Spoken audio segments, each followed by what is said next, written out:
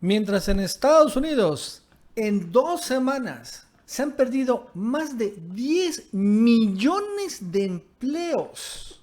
Una cifra récord. Mucho peor que en 1929 y mucho peor, por mucho, 10 veces más que en la crisis del 2008-2009.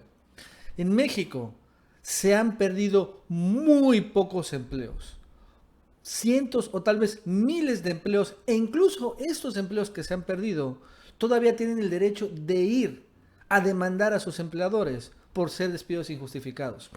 Y es que es interesante y claro ver cómo cambia el discurso entre estos dos países vecinos, porque sí, ciertamente en Estados Unidos se gana muchísimo más que en México, no se pueden negar dudas. Pero también lo cierto es que en Estados Unidos hay pocos derechos laborales, como estamos viendo ahí. Generalmente las leyes del empleo favorecen a los empleadores y no a los trabajadores.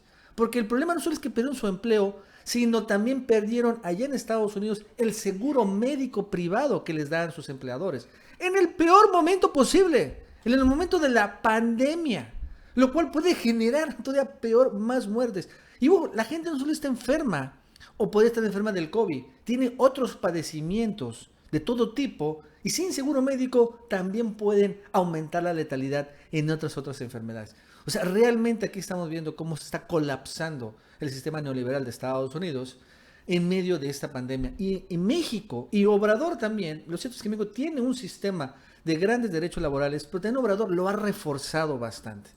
Y es que es increíble esta nota que sale el día de hoy en Estados Unidos. Un récord en solo una semana de 6.6 millones de estadounidenses solicitaron beneficios de desempleo la semana pasada. Porque cuando estás desempleado puedes solicitar beneficios de desempleo. No son muchos, pero es algo. Entonces, de todos modos, ahí llevan un récord los estadounidenses. 6.6 millones de empleos en la semana pasada, que sumándose a los 3.3 millones de empleos de la semana, digo, de esta semana, de la semana pasada, son 10 millones de empleos que han perdido en los Estados Unidos. 10 millones de empleos. Y así se ve la gráfica. Esta es la gráfica del empleo. Y vemos aquí del desempleo en Estados Unidos. Hacer zoom. Aquí va el desempleo, ¿no? 1982, 2008, que fue la crisis financiera. Por aquí fue el ataque de las Torres Gemelas, ¿no? En la crisis financiera, que fue dura, fueron alrededor de 700,000 desempleados.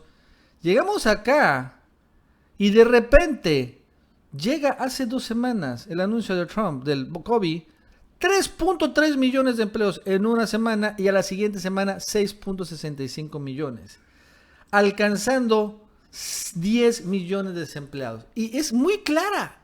O sea, realmente es increíble ver cómo todo esto, todos estos empleos fueron barridos en 2 semanas. Y todo está empezando lo peor para Estados Unidos.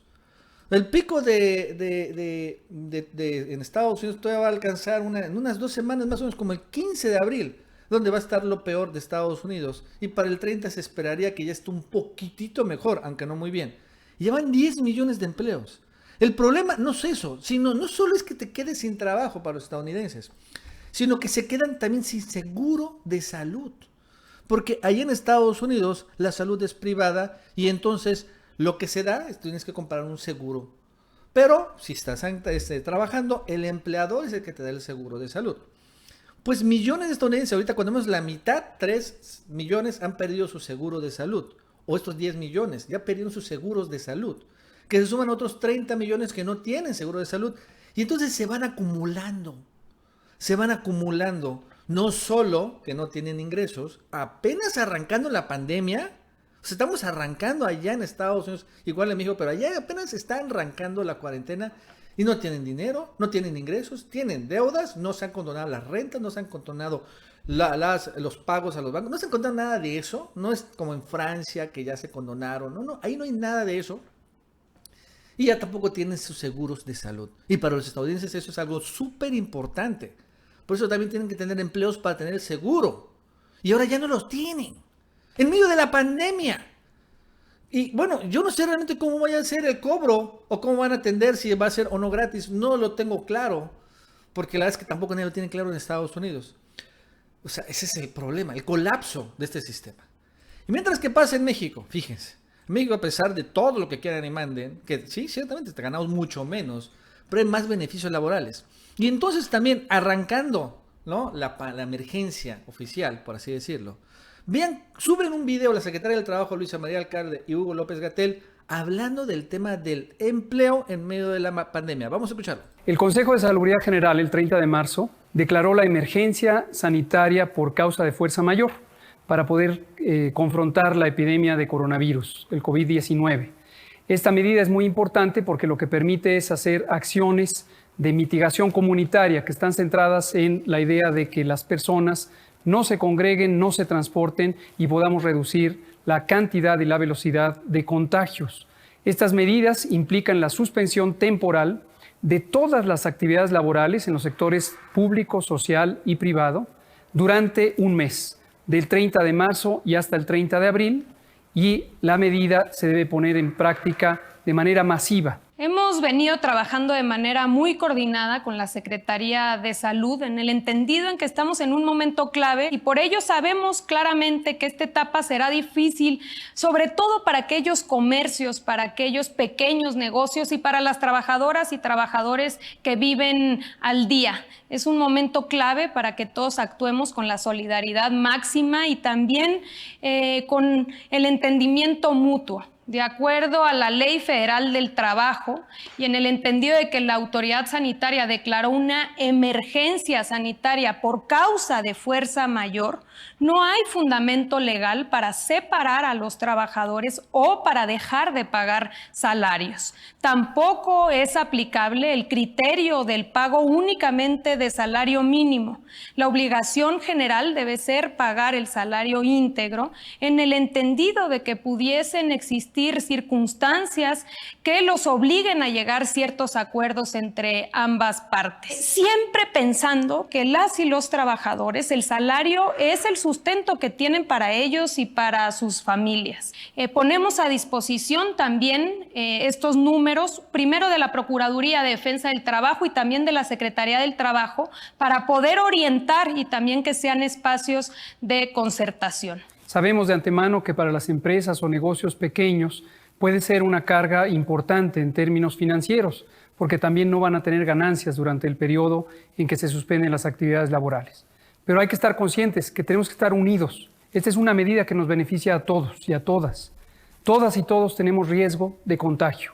Y en la medida en que tengamos este acto de solidaridad, de unidad de propósito, vamos a lograr mitigar la epidemia, tener menos casos, menos contagios y disminuir el riesgo de la población en general. Así que estamos convencidos que siempre hemos salido adelante y que esta no va a ser la excepción.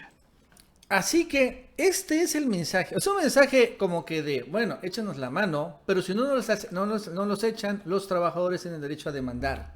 Es lo que están diciendo. Es obligación. Incluso el propio López Obrador también lo ha señalado.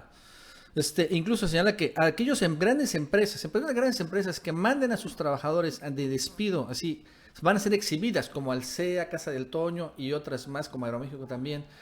O sea, al final poniéndose muy, muy duro con las grandes empresas de que no pueden despedir a nadie, le tienen que pagar su salario íntegro. Vamos a escucharlo.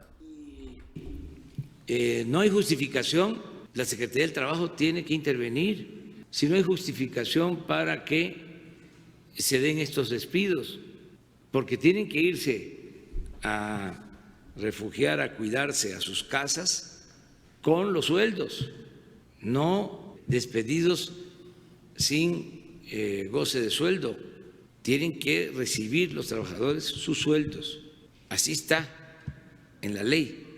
Y no solo sería el que reinstalen a los trabajadores y el que les paguen, sino también nosotros estamos obligados a defender a los trabajadores y hacer valer la ley. También estaríamos dando a conocer, así como tú lo estás haciendo, quiénes son los que son capaces de voltearle la espalda al sufrimiento, a los que padecen, a los que lo necesitan.